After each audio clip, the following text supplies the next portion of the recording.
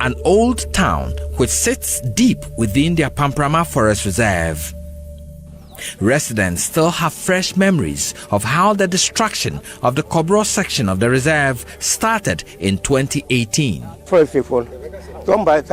One by one, they tell me of how the late Chief Executive of the Forestry Commission, Sir John, in 2018 convinced the townsfolk that the government was undertaking a reclamation exercise in the forest.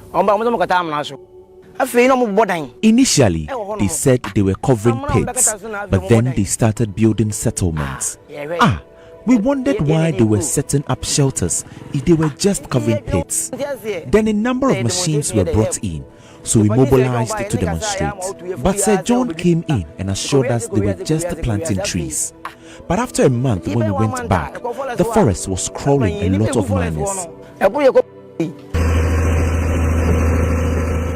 That began a series of events that marked the woes and destruction of a once beautiful natural forest.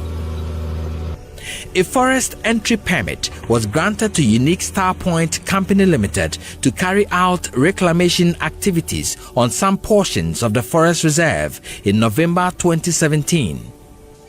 In the same year, a forest entry permit was granted to Heritage Imperial Company Limited to conduct prospecting activities in December 2017.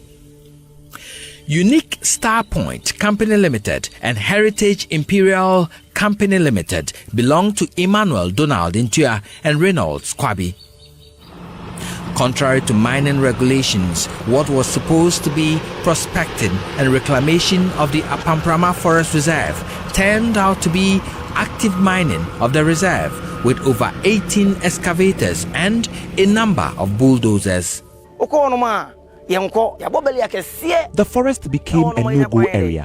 We could not enter the forest. They mounted huge barriers. They brought in bodyguards. I used to drive some miners into the forest. We had to endure drills from the military. We concluded that these people were sent from the top. The illegal activity in the Kobro section of the Apamprama Forest Reserve went on for months under the watch of the Forestry Commission. So this devastation went on, and the Apamprama Forest Reserve sites are right here. The Forestry Commission says it had no evil. It did not see anybody bringing in heavy equipment. This has lasted for close to a year. No government official got wind of it, or nobody was prepared to even face them. After failed attempts by Operation Vanguard and other security agencies to stop the illegality, the Interministerial Task Force on Illegal Mining moved in to stop the pillaging of the forest.